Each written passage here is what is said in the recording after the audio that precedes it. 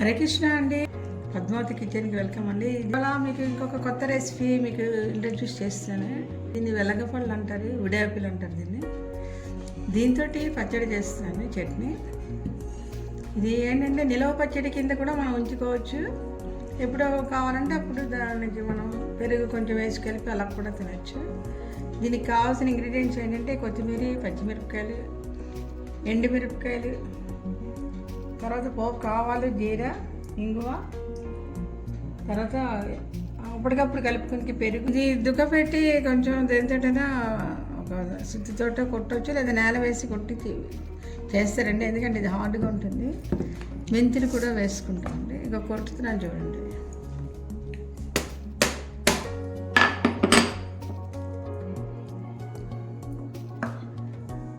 ఇంకోటండి ఇలా ఉంటుంది లోపల. ఈ వెలంకాయలు అవి చాలా హార్డ్గా ఉంటాయి కదండి. దుక్కపెట్టి కొట్టినా లేదా నేల మీద గట్టిగా చేతారు, ఇలా కొడతాను చూసారా, నేల బాంబులను ఆడతారు, దీపావళిలో విసురుతారు. అలా కొంచెం గట్టిగా నేలకేసి కొట్టినా కూడా పగులుతాయండి. పగిలేక లోపల గుజ్జంతా తీసేయాలి. ఇలా కొంచెం పెచ్చు హార్డ్గా ఉన్నవన్నీ కూడా తీసేసింది. ఇదేంటంటే ఇది కొంచెం పుల్ల పుల్లగా ఉంటుంది, పండిపోతే కొంచెం తీపి ఉంటుంది. అంటే రెండు రకాలు ఉంటుంది అనమాట. వగర్ అంటారు కొందరు టేస్ట్. ఇప్పుడు మనం దీనికి ఏం చేస్తామంటే, ఇప్పుడు ఇందులోని చిన్న చిన్న నారల్లాగా ఉంటాయి కదా, అవన్నీ తీసేసుకోవాలి జాగ్రత్తగా. ఇది నిలవ పచ్చడి కూడా చేసుకోవచ్చండి, ఎక్కువ దొరికితే చేసుకోవచ్చు. ఇప్పుడు దీన్ని ఇందులో వేసిస్తున్నాము. ఒక బౌల్లో వేసేసుకొని జాగ్రత్త చూసుకోండి, మనకి బాగా పండిపోయిన దాళ్ళని ఏమి ఉండకుండాని పురుగు పుట్ట ఏమైనా ఉంటాయేమో ఒకసారి జాగ్రత్తగా చూసుకొని మరి చేసుకోండి. ఇప్పుడు ఇందులో ఏంటంటే కొంచెం ఉప్పు ఎక్కువ పడుతుందండి. ఇంకా చూడండి, 1-2 చెంచాలు ఉప్పు వేసాను దీనికి. ఇలా కలిపిస్తామండి.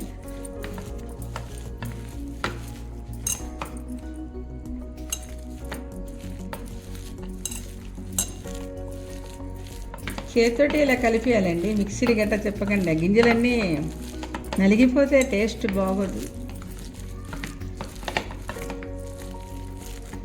ఇవి 2 పళ్ళు అండి, కొంచెం బాగా పండిపోయి, అందుకే కొంచెం మాకు పైన అంతా కూడా ఎండిపోయినట్టు అయిందని పారేస్తాను, అయితే ఇంకొంచెం ఎక్కువ వస్తుంది. చెంచా పెట్టి తీసుకో లోపల పలుపు అంతా. ఇందులో కొంచెం పసుపు వేస్తున్నాను.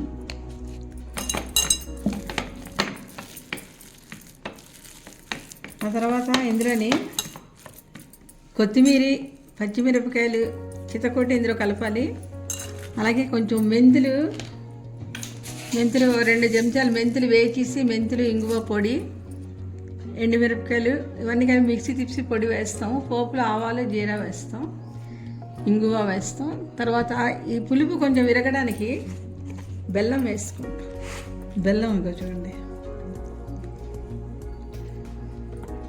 ఇంత బెల్లం వేస్తాం.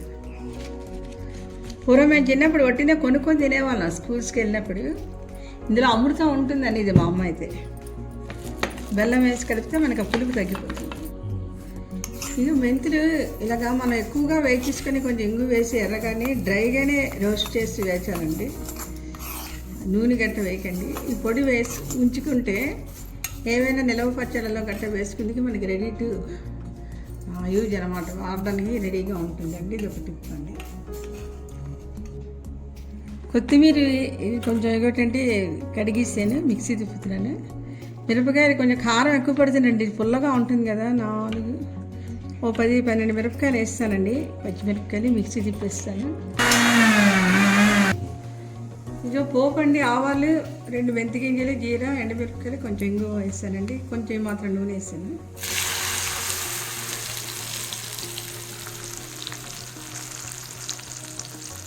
ఇప్పుడు ఇందులోని మెంతులు పొడి చేసుకున్నాం కదా, మెంతులు కొంచెం ఇంగు వేసి పొడి చేసి ఉంచేసుకోండి. నిలవ పచ్చళ్ళలో ఎక్కువ మెంతి పొడి కలుపుతాం కదా, అది అలా వేసేసుకోవచ్చు. ఇక మాత్రం మెంతి పొడి వేస్తాను. ఇదో తర్వాత ఈ కొత్తిమీరని, పచ్చిమిరపకాయలు తిప్పాను కదండి, ఇక ఇందులో కలిపిస్తున్నాను అండి. వెలగపండు పచ్చడి రెడీ అండి. అయితే ఇది నిలవగా చేసుకోవాలంటే ఏం చేయాలంటే ఉప్పు, పసుపు వేసి 2-3 రోజులు ఉంచేసుకుంటాము. ఉంచుకున్న తర్వాత అది కొంచెం ఊరాక అప్పుడు అందులో నీకు నూనె మరిగించి మెంతిపొడి ఎండు కారం అవన్నీ వేసుకుంటాం. ఈ పచ్చడి మనం ఇలాగా కొంచెం ఇవాళ రాత్రికి పైనుంచి ఫ్రిడ్జ్లో పెట్టేసుకుంటే ఇది 10-15 రోజులు ఉంటుందండి. ఇప్పుడు మనం ఏంటంటే ఇందులో కొంచెం తీసి మనం పెరుగులో కలిపి ఆ ఫ్లేవర్తో కూడా చాలామంది తింటారండి. ఇక ఈ మాత్రం అండి, ఇది పెరుగులో కలుపుకుంటారు.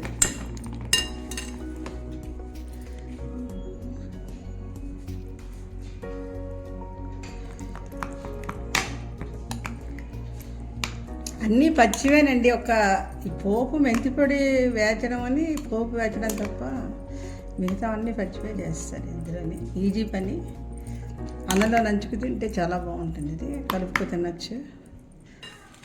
ఇందులో కొత్తిమీర ఫ్లేవరే చాలా బాగుంటుంది. బెల్లం మీకు ఎక్కువ తీపి తినకపోతే కొంచెం తగ్గించుకోండి. బెల్లం వేస్తే కానీ ఆ పులుపు మనం తిన్నాం వగరగా అనిపిస్తుంది. అందుకు బెల్లం వేసింది. బెల్లం వేసి పెరుగు కలిపినా కూడా మీకు టేస్ట్లో ఏమి తేడా ఉండదు, బాగుంటుంది. హరే కృష్ణ అండి. మీరు కూడా ట్రై చేస్తారా? కామెంట్ పెడతారనేసి అనుకుంటాను.